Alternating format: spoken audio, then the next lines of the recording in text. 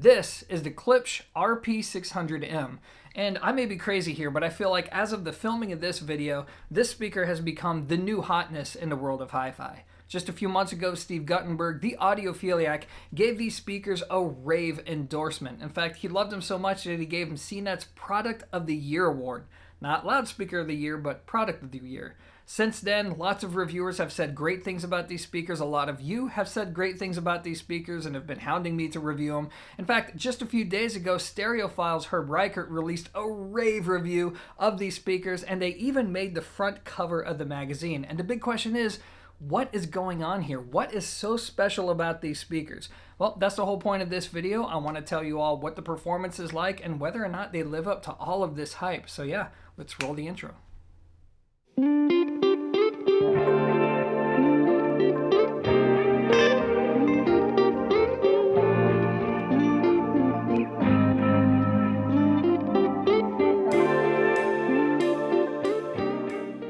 So as usual, before I talk about how the product sounds, I first want to go over what it is that you get with the speaker. And what I'm going to do is I'm going to start off with the CD test just to show you the general size of the speaker. If you want actual specifications, just click on the description box down below and I have a link to the product page that'll give you all of those nerdy details. So on to the CD test.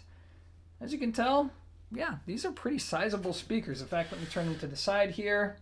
You're going to notice, yeah, they're pretty large. Now, they retail for $550 a pair. They're a simple two-way design, and they come with these nice magnetic grills.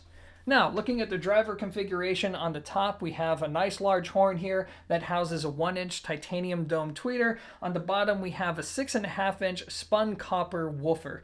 Now, this horn is pretty interesting because it's actually made of a compressed silicon material that's designed to dampen resonances within the horn and to just give you a much smoother and overall better performance. Now, this copper ring in the center here, that's all purely for aesthetic. Now, what we're going to do is turn these speakers around. And you're going to notice this really interesting port. So this is basically a horn based off of the Tratrix design that they've used forever. And they feel like this is a better and more efficient way to get air from inside the cabinet to outside, resulting in deeper bass, more clarity, etc., etc. Down here, you're going to notice some 5-way binding posts. And the interesting thing is these speakers are actually bi-amp capable, which is pretty cool and actually kind of unusual for something at this price point. But overall, it's a very simple design. And now let's talk about how they sound. Alright, so before I talk about how these speakers sound and whether or not they live up to the hype, I first want to provide some valuable context for this review. And I'm going to start by addressing the elephant in the room, which is this. Klipsch products have, historically speaking, been very polarizing among audio enthusiasts, and that's because they have a very distinct sound, meaning there's people out there who love that sound and people out there who don't really care for it much at all, with very few people being in between both of those camps. And having owned many Klipsch speakers in the past, I totally get where people are coming from because on one hand, there's a lot of great things about the Klipsch house sound. They scale very well, they have great dynamics, and most importantly, they project sound in a way to where it really comes across like there's a live musical event taking place right there in your living room, which is awesome. In fact, sometimes it can be so palpable that it feels like you can just reach out and touch the performers. That's really, really cool. But on the flip side, they're not perfect. And in my experience, I would say that the driver integration between the horn and the woofer has historically been kind of on their affordable products. Then you have the voicing of the product, which for the longest time has taken on that kind of classic V-curve sound with boosted up treble and boosted up bass. But then you have the big thing, which is the horn itself. A lot of people like the horn, but it gives and it takes. And for me, being a tone whore, I feel like when I listen to the older products, sometimes it would sound like the vocalists are singing with their noses closed, or that everything is just kind of being shouted at you. So it's not for everybody, but I totally get why it's such a polarizing effect. And that leads me to the big question. Why are so many people being drawn to these speakers? Particularly people who in the past really weren't big fans of the Klipsch house sound. And that leads me to my very smooth transition into how these perform. Yeah, Sean, that was smooth. Anyways, guys, when it comes to the RP600Ms, what you can expect is a speaker that, well, in many regards, is directly in line with what I just said about the Klipsch house sound. The scale, the dynamics, the ability to make it sound like there's a performance taking place right there in your living room, these do all of that. And you also get a sound that you would expect in the sense that they are on the forward side of neutral. The treble's going to be tilted up a bit, and this is going to be a very lively sounding speaker. But the reason why I think so many people are being drawn to the 600s in particular is because of what is lacking from the sound. And by that I mean the complaints that I just had about Klipsch's previous speakers have pretty much all been addressed. The driver integration. Well, with this speaker, the driver integration between the horn and the woofer is just fine. You don't have to work hard at all to get a very balanced sound out of these speakers. That's pretty cool. Number two, the voicing. While they're on the forward side of neutral, they don't have the V curve in the sense that the bass isn't voiced to be overly aggressive to impress you by how much bass a small speaker can produce. Truth be told, if you're a bass head, you're probably going to want to sub with these because they're all about clarity throughout the mid-range and the treble. And the bass response, at least with regards to a speaker at this price point, is pretty clean and quick. But then you have the most important thing, which is the horn.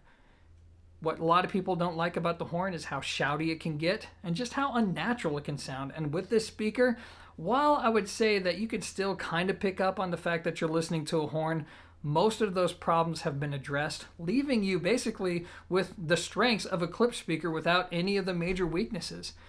And that results in a product that's pretty darn special to listen to. It's very engaging. It's just something that's well-rounded, and you get this live sense of occasion without that shouty and annoying sound that a lot of people have associated with their products. So what I'm going to do right now is I'm going to start off by breaking down the individual elements of his performance, starting with the treble. So the treble, like I said, is on the forward side of neutral, and how bright it's going to be to you depends on how you have them set up and the kind of gear that you attach them to. It's not really so much music dependent as it is on setup and gear. So if you point these speakers directly at you and you take their grills off, it's going to be a bright sounding presentation, a very treble focused sound. But if you point them more or less out into the room or only with modest toe in and you leave the grills on, actually it's not that bright at all, especially if you pair them up with components that have a very flat sound or kind of a more rolled off or warm presentation. That's a great match for these speakers. And dare I say that on that gear, the top end can even come across, dare I say it, as a little bit smooth sounding. So ultimately the treble is very expressive, very detailed, and there's a lot of resolution there to the point to where it's very easy to tell the difference between components when you switch between them. In fact, you have to spend a lot of money before these speakers hit a brick wall and now you need to upgrade your speakers. So that's really a testament to what they've been able to do as far as resolution capability is concerned. But still, overall, the treble is on the forward side of neutral. What you get just depends on the variables that I just mentioned. Moving on, we have the mid-range and the bass, which take on more or less the same character, which is going to be focused on clarity, focused on naturalness of tone, but there's still going to be some warmth there, and I think that more or less comes from the cabinet itself. Obviously, at a price point like this, you can't create the most inert cabinet, so I think some of that coloration bleeds into the presentation. But otherwise, for the money, if I didn't say anything, I think most people would comment on how clear and open and natural the mid-range sounds, not being either too thin or too warm sounding. So I think Klipsch did a really good job with the rest of the presentation. Then you have imaging. Now these speakers lay down a pretty good soundstage, but what they're best at is being able to produce an image that's focused and rock solid right there in between the speakers. They do a great job of that. But the thing that I want to focus on the most is the musical experience, because I was aware of Steve Guttenberg's review, and in fact, if he's watching this right now, no offense, bro, but I actually didn't watch or read your review on these speakers because I wanted to experience them first. And after experiencing them, I went to read his review, and one of the things that he said is a speaker that he couldn't shake. Is a speaker that when he was evaluating it, he just kept wanting to listen to just one more track, just one more album. And let me tell you, when you review a lot of equipment, it's rare to come across something like that. And funnily enough, during the review process, I found myself feeling the same exact way. There's just something very engaging about these speakers. And even though they aren't perfect from an objective audiophile perspective, God, they just do something about reaching into the soul of the music and just making you feel like you're involved with the experience, almost regardless of the type of music that you're listening to, whether it's classical, whether it's jazz, whether it was the kind of rock music that I listen to, etc., etc. And overall, I feel like these make for a very easy recommendation to a wide variety of people because it's a horn speaker at an affordable price point. It does a lot of things that music enthusiasts are looking for. And I don't think the weaknesses are really that strong anymore to where I can say that this is the same polarizing speaker that the previous generation and especially the generation before that was. But still, it's not perfect, and that leads me to some of the caveats.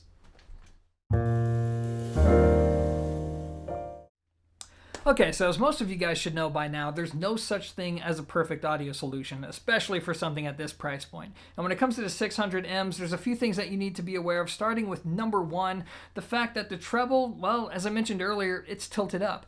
Now, I wouldn't call it inherently sibilant or sharp sounding, but I can't say for sure who's going to like it and who won't. All I can do is make you aware of the fact, and then it's up to you to listen and to see where you land. Number two, even though these speakers are rated at 96 dB in power sensitivity, I feel like the spec is a little bit exaggerated, especially when I compare them to speakers that are far less power efficient, but don't really require much more volume in order to get the same level of output. And then finally, these are not the most visceral sounding speakers on planet Earth. Even though they're fairly large, they don't punch you in the chest, they won't shake your walls with bass. If you want all that, then you're probably going to have to buy a sub or two to accompany the speakers. But otherwise, that's about it, and that leads me to my final thoughts. Alright, so now that we've reached the end of this review, the big question is, do the Klipsch RP600Ms live up to all the hype? And I think the answer is, drum roll, mostly. So here's why I say mostly and not definitely, because I feel like if I say definitely, then that would imply that these are the best speakers that you can buy for this price and nothing else is going to make you happier, which is inherently untrue. But what I think is true is that these speakers represent an exceptional value and are very well-rounded. For example, if I were to create a checklist of all the things that I think most people are looking for in a speaker like this, something that's easy to work with, something that's easy to drive, sounds good with a wide variety of music types and component types, it sounds good at high volumes, it sounds good at low volumes, great dynamics, great sense of scale, all of those different things. These speakers are not only good at all of that stuff, they're exceptional with all of this stuff. Meaning that there's a lot to celebrate here. I think these are speakers that are very easy for somebody like me to recommend. And what makes me so hyped up about them is the fact that I used to own their predecessors, the RB3 bookshelf speakers, which at the time were over twice the price of these, and quite frankly, they weren't as good. So this is one of those scenarios where I say, if you're in the market for something like this, I think it's worth trying out just to see if they're for you. Obviously, nothing's perfect, nothing's for everybody, but for $550, I think Klipsch has made a statement piece with these speakers. And yeah, I can see why so many people love them. And that's just going to be my take on these speakers. Guys, as always, thanks for watching, and until next time, peace. Alright guys, so this is going to be a quick bonus section because I realized there's still a number of bases that I didn't cover in my main review, starting with how these speakers perform in a desktop environment. All in all, I would say if you plan on using something like this for your desktop or computer setup, go with a different option. And I say that because horn speakers or anything really with a waveguide really requires distance between yourself and the physical location of the loudspeakers. And that's because it usually takes a bit of space in order for the sound to gel together to where you're getting the sound that you should be getting from that particular loudspeaker. And in the case of the Klipsch, I'd say that you need about 3 to 4 feet of distance between yourself and the loudspeaker in order for the sound to come together. So yeah, for a desktop environment, I would go in a different direction. Now when it comes to setup, I think it's important to use really good stands. My go-to recommendation is going to be the Pangea DS400 Heavy Duties. These retail for $200. Spend an extra $10 on dry sand, fill them up, and you have a really solid foundation that'll work wonderful with something like this. Moving on, when it comes to general setup, you want to give these speakers a good 2 to 3 feet away from any wall boundary if you can in order to get the most open and balanced sound out of them. That said, they aren't voiced aggressively in the bass, so if you need to put them like say a foot away from a wall boundary, that will work. You're not going to get the best and most balanced presentation out of them, but it's still going to be pretty acceptable. And when it comes to positioning, I would say this. I like them with only a minimal amount of toe-in, but who knows? That's something that's easy to experiment with. You might like them with no toe-in, or you might like them with the speakers pointed directly at you. Experiment around. Just as I like listening to them with the grills on. I feel like they sound more natural that way, and that the treble's just a little bit less aggressive. But who knows? You may like them with the grills off. They certainly look better that way. And lastly, even though the power sensitivity would suggest that they're going to work well with SET amps, I would say that you're going to want to just have a little bit more horsepower behind them. I would say a 15 watt per channel EL84 or something that's a little bit more powerful than that would be a good match, especially if you're in a small to medium sized room and you don't listen to complex music at very loud volumes. That will be a good way to go, but I wouldn't say that they're going to work well with a small SET amp. However, they also respond very well to power. So if you have 100 watt or even 200 watt per channel amps, yeah, they're going to love that current. So anyways, that is it. I think that's about all the bases that I can think of right now. As always, thanks for watching, and for real this time, peace.